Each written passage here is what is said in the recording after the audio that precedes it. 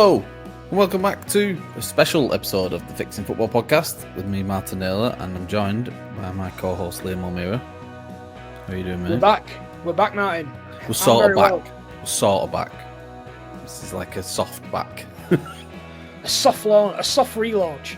Yeah, had a little break because we needed it, and sleep is a commodity these days that I'm not very familiar with.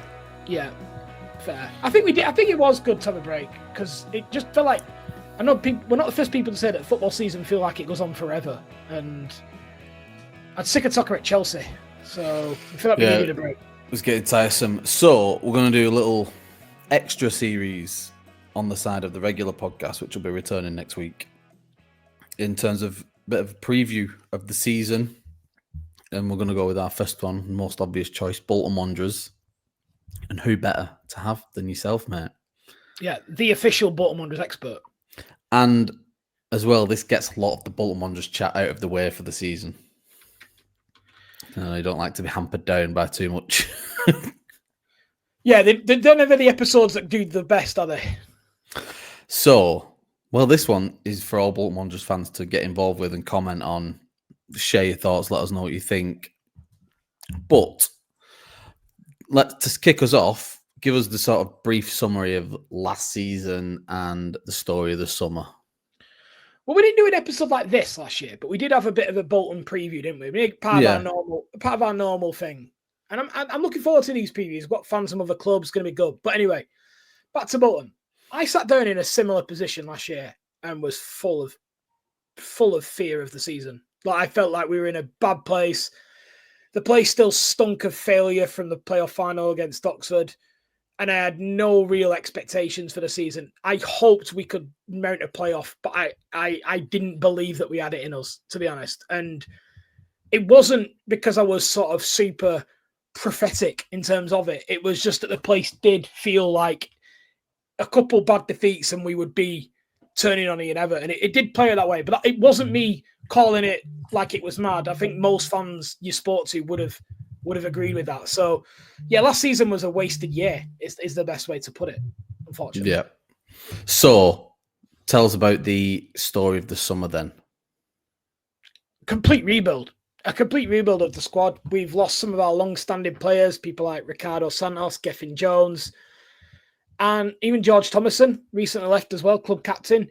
And we brought in a completely different setup of squad that is designed to be a more direct, a more wide-based team, essentially to completely rejuvenate the squad. So it's been a complete rebuild. A bit unlucky with the injury to Sam Dolby, which probably sees him out for the first few weeks of the season because we hadn't yet got to bringing up a backup number 9. And at the time of recording, we still haven't. That may change. I know Bolton a link with Kenny at Celtic. Yeah, that was going to be the follow-on to that. So is there anything left to do before the end of the transfer window? Well, they brought in Burstow, haven't they, from the ex-Chelsea forward who was at Hull last season. They brought him in on loan for the season, so he's in there. So that's a backup 9. I think they'll want more than that, to be honest, though, because they want the ability to play 2 up there if they want, and having 2 doesn't really give you that flexibility because you want to make substitutions in a 5 sub world. So, but what's your opinion? What do you think? What do you think is missing, rather than what sort of pieces of the jigsaw? But what would you like to see happen? I think we need another left back. I think we need another attacking left back. Right. I think we look a little bit light over there. But other than that, to be completely honest, nothing. I think we're pretty well set now. I mean, you can always improve the squad in League One, but we look pretty good. So what are your thoughts on Bolton Wanderers, just the club in general, the current state of things, where the club are at, and then things sort of coming for this season? I think they've reacted well to a poor season. I think there was a recent interview with Sharon Britton where she expresses not regret that she didn't pull the trigger earlier, but acknowledgement that maybe it could have been done earlier. But she wanted to remain loyal to Ian Ever and Chris Markham, who had got us to where we were. I don't share that sentiment. I think the malaise started before. I think we were lucky the season before to have the season that we did. So we've reacted well. They completely changed the back room. It's not only a new playing squad, it's a completely new off-pitch team as well. You know, Fergal Harkin coming in as new director of football, more commercial staff that we've got in from Plymouth. Obviously, the new manager in the back end of the season. So it's a completely rejuvenated team. And I think it needed that, because I think that season of missing out, finishing third on the last day and also playoff final, I think that was very hard to get rid of. And you had to really cut that rot out, because it could easily have meant that we would spend quite a long time in this division. Whereas I think we've reacted well. Is there a fear of too much change now? You've lost like your captain, your top goal scorer, your most experienced defender. Like, you've lost a lot of key areas in that pitch there in the spine. I know, and it's all been built in Schumacher's view and what he thinks he's going to get the most out of. And there's been a lot of faith maybe put into his new system. Are you worried that there's too much? Maybe, but I don't think we could perform much worse than we did last year. There is there's almost like groups in League One where we're never going to be in the bottom half, because the wages that we're able to pay players mean that we're not going to be in the level with those types of teams at the bottom of League One. So I think we was finishing as bad as we possibly could with the budget that we have. Like, even having good players playing badly is still better than most. You will still beat most teams at home that aren't. It's very, yeah. I don't fear it, because I don't think we can have a season as bad. These are famous last words. I don't think we can have a season as bad as last season, or worse, if you will. So no, I don't fear it. So let's talk then about the current and new squad, the one that you've got in. Who would you highlight as the new? Like I just said, you lost your most experienced defender, the top goal scorer from last season, who's gone on to MK Dons. Your captain. So who's the star man now? Who's the man who people are going to be looking to lead the way? It's going to be the two boys out wide, I think. Cozy Adubere, who used to be of Arsenal. I think you know a bit about him. Yeah, good young lad. Good player. You know what? He's very unfortunate. He come through in a group right behind a certain Bukayo Saka, so he's going for that position. It's probably a little bit out of his depth, but good player. Yeah, Brighton pick up a few like that, don't they, as well? They usually pick them off Chelsea, don't they? Those ones that are just behind the queue. He apparently, I'm not going to pretend I watched loads of it, but from the Blackburn fans that I've spoken with, he impressed at Blackburn last year. It was maybe a level too high for him to consistently play at that level. I've seen 2 preseason games. He's looked electric. Like, it has been outrageous, the levels. As is Thierry Gale on the left wing, her Barbadian forward that we brought in from the continent. And he's played 1 game for us because his fitness has been thingy, because he fell out with was it Antwerp? I think it was at Royal Antwerp. I think he fell out with him at the back end of last season. And within 45 minutes of his first proper game against Preston, Bolton fans are already concerned we're going to sell him in January. Like, it's that he's dropped down far too far below his level. So it's hard not to get excited. Everyone loves dangerous wingers playing for the team. So it's hard not to get excited about that. I like the midfielders that we brought in as well. Javier Simons in to really sort of add some steel in the midfield. Harren as well from Leyton Orient, who had a very good season there. I was going to ask how you pronounce that, because I saw that online and I was like, "There's too many H's going on." Well, I've gone early with that. I don't listen to any of the Bolton podcasts. They bore the fuck out of me, so I might be wrong. I'm happy to be corrected. Probably am wrong, but we just seem to have a lot more steel. Also, Taylor at the back, a left-footed centre half who could play left back as well. He's a very big size, and by all accounts, actually dangerous on set pieces, which wasn't the case with Ricardo Santos. Somebody used to drive me absolutely nuts about him. So having wide players and tall players like Sam Dolby in the box. Yeah, it's exciting, man. It's good. It's good to see some new blood. Who's going to be the captain? Has that been Oh decided? no, yet? it's going to be announced. By the time this goes out, I think it will be announced. If I was going to guess who captain might be, I think he might go with one of the new boys. I think he might go with Xavier Simons. I don't know though. He could go George Johnston, but I don't think George Johnston's a shoe-in to start. Joe Randall's still there? Well. He didn't get much. Sorry? Robert Randall, he had a much impact last season. He's done well in pre-season because he's playing in a 10. Because it's good. The likelihood's going to be a lot more 4-2-3-1. Yeah. So instead of him playing as a striker, like a false 9, which he and John McAtee both had to do, and neither of them really excelling at that, there's going to be a number 10 role that they're going to be competing for. So, okay, again, with 5 subs, they're going to get plenty of chances to play. So that's good. Also, that 4-2-3-1 opens things up for Carlos Mendes Gomez as well, who tends to play as a right attacking midfielder at his best.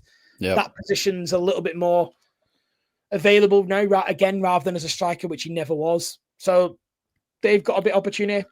To go back to the question on captain, I probably missed out the most likely option, which is Owen Toll. Oh, yeah. Yeah, I like him.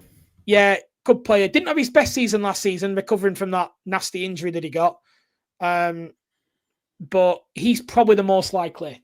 But I got a feeling he'll go one of the new guys. Okay. Well, but so you sort of answered it earlier on, though, but ones to watch then this season. So sort of maybe someone who Bolton fans aren't that familiar with yet, who you've got a glimpse of. But I think there's that much change in the team that the star man is also probably one to watch in maybe Cozy Dubry or something. Yeah, it could be literally anyone. It's such a new squad, and it'll be interesting to see how Teddy Sharman-Lowe gets on as well in goal. Okay, so that's a young goalkeeper. Is he from Chelsea? Yeah, one of Chelsea's 5,000 goalkeepers. He was on loan at Doncaster last year. Had a very good season. So, and he was England under-21 sub goalkeeper. So let's see how he gets on. Big season for him as well, because the backups are quite a drop-off. Last season we had 2 goalkeepers in Baxter and Southwood competing for the number 1. And in my opinion, neither of them really excelling last season. So it looks like Sharman-Lowe's been brought in as a number 1. Like, he is the man. So we'll see how he gets on as well. So talk to me and the footballing world about the expectations from Bolton fans of the club this season. What is a playoff push realistic again? Given that you say you're going to be sort of in that group, you're never going to be dropping below like mid-table, just in terms of the general quality of the squad. But do you make Bolton favourites for an automatic promotion place? Is it playoffs? What is the expectation of Bolton Wanderers here? Okay, I'll split this into 2. I'll go expectations and then what I think will happen. So, expectations. I think playoff is the minimum. I think playoff is the minimum expected this season. The people will want a reaction, and he has been backed to an extent as well. Yes, with sole players like you mentioned, Aaron Collins and George Thomason, but that money has been reinvested in the squad to build a squad in his own image, and it is a very good team on paper. So, yes, the expectation should be playoffs minimum because of how far we were off them last year. In the end, maybe not beyond that. In terms of expectation for automatics, I think we're one of 4 that will be in the mix. I think Luton, Huddersfield, Stockport, these sort of sides will be in the mix. So we'll see. We'll see on that. I don't think Cardiff will be up there. So I think we'll be one of 4. I think we go up automatically this year. To be completely honest, I think us and Huddersfield go up automatically. I think we'll finish second. Interesting. I think we look a lot better. We need to get Kenny from Celtic in. I think you need that striker to take the ground. Yeah, we need that striker, but I think we'll get it. Okay. I think we'll get it. If not for this weekend, we will get it. I think we go up. I've seen enough of us in pre-season to get a good feeling that we do look at it and we look very, very dangerous. My only worry is if we pick up a couple of injuries to the wide lads, because I think a lot of it will be down to them. I think most teams are not going to be able. I really think most teams aren't going to be able to handle those 2. From what I've seen, they are a cut above a lot of what I've seen at this level before. We're very lucky to have them. So, okay, I'll regret this, but I'm saying Bolton go up this season. Bold shout here, and then I mean the whole point of why we're really the fix. This is the Fixing Football podcast. You're well aware. So, what is the fix for Bolton Wanderers right now? You say you're in a good position. You made a lot of changes that maybe needed to be made. Maybe some just financially helped. But what is the fix? Liam O'Meara is given the magic wand and the reins of the club.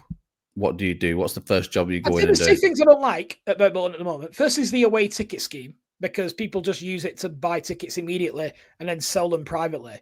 Yeah. Because they've got a bit more money than other fans. So they're able to monopolize the automatic direct debit purchase of an away ticket and then sell it because they have the cash in the bank. So it means that they get first dibs on games like Stockport, where we got nowhere near it. We didn't even see them come available. And every single one of us sat in front of a laptop trying to buy tickets, and we didn't even see them show in the screen. It was like buying Oasis tickets. So I'd scrap that. It should be fair. It should be. I'll have season ticket holders maybe first go because it suits my interest, but as open as possible for that. I think just because you go to other games doesn't mean that you should get priority. I don't actually believe that, to be honest. But that's the first thing. The second thing is we need a striker. I think other than that, I'd just be picking things more. Maybe the stadium could still do with a bit of a clean. Like it looks better, but just, you know what I mean? Bit of a jet wash. Bit of a facelift. Yeah, just a lick of paint. Like it looks better. Don't get me wrong, it does look better than it did a few years ago, but that kind of seems to have stopped a little bit at the moment. But yeah. But yeah. I mean, what are you from an outsider perspective, man? What do you think we need? I think Bolton Wanderers need a name, a big name signing. Now, not saying you can't, there's not saying go and splash millions. I'm saying pick up one of the old heads dropping out of the Premier League who you can attract with a nostalgia video of the good old days and what Bolton Wanderers used to be, and try and get some buzz back around the place. Because at the moment, I think you're right in that this team can generate a bit of hype once they get going. But there's so much new. There's no relationship between the club and the fans at the moment, I feel. I'm just a local guy in this scenario. I'm not a fan. I don't think that's a terrible shout. Like a figurehead almost type. Yeah, and I don't know who that is. Like a Barry Bannon type, if you would. Just someone with almost a former A-lister name. I'm not suggesting this name, but imagine if a Jamie Vardy signed for Bolton Wanderers. Yeah, I get what you're saying. I get what you kind of. I get the idea. They may not be effective or totally effective or the spearhead of your season, but just a figurehead, someone who is the front facially, the front and center of the club, who you can maybe put the armband on them. Just get an honorary like captain for the season. Maybe. Yes, someone who is Patrick Bamford may be too useful for this situation. He's still going at a decent rate. I'm even more. That's all I'm suggesting. An old head who you can sign for a season, who can maybe put his arm around a few of the lads, and who can be a bit of a figurehead, a bit of a name who people can go, oh, like. And Vardy's not the best example because he's unrealistic, but like that would be crazy. And I think that would help that just create a bit more of a buzz around the place. Because at the moment, I think a lot of people just wait to see what happens here. There's not as many of them anymore. Billy Sharp's like the classic example, I think. Yeah. But I don't think there's as many of them knocking around. But I don't disagree. Like a figurehead, you tend to like them as strikers because you can expect less from them sort of physically. Andy Carroll. Yeah, I mean he's got quite a good move to be fair to him. But yeah, I see your point. That's what I think. And suggestions, no one springs to mind, but I kind of see the point of what you're saying. Well, that's one for the comments then. If you as Bolton Wanderers fans can think of anyone who fits that mould, that maybe isn't Jamie Vardy or Andy Carroll, who we've already mentioned, who you think might come in and do even half a job for Bolton, but at least just be a bit of a name, sell some shirts, generate a bit of buzz around the place. Fraser Campbell. What's Fraser Campbell up to? Not big enough. Fraser Campbell's playing for Interlegends, who we were speaking to a couple of weeks ago. Oh, fair enough. Yes, of course, I didn't miss that episode, but yeah. I forgot about that. I forget how old he is. Yeah, if you told me he was 27 still, I might believe you. Or if he's 47. Right, well, that wraps up Bolton Wanderers preview. Good luck to all Bolton Wanderers fans listening to this. The season starts this weekend. You are away at Stockport, is that right? That's right. I'll be speaking to a Stockport fan as well in advance of that, so you'll hear both our perspectives, and we'll have a bit of talk about that particular game as well. So Perfect. we're meeting up with him on Saturday, so we'll have that out before the game. Yeah, and if we can, so this is a shout out to anyone else who wants to get involved. Get in touch on X or on Instagram. The website is down at the moment. I am fixing that. So if you would like to get in touch, we are at Instagram at Fixing Football Podcast and at Fixing Football on X. And anywhere else you type Fixing Football Podcast, will be there. YouTube's the best one. Comment below, like, share, and subscribe, and do all that good stuff. And we will see you very, very soon. Sporadically, yeah. And it could be, who could it be? It could be me, it could be you. Depends when we get these done, doesn't it? So we'll see. We're all over. Right. Peace out, everyone. See you soon.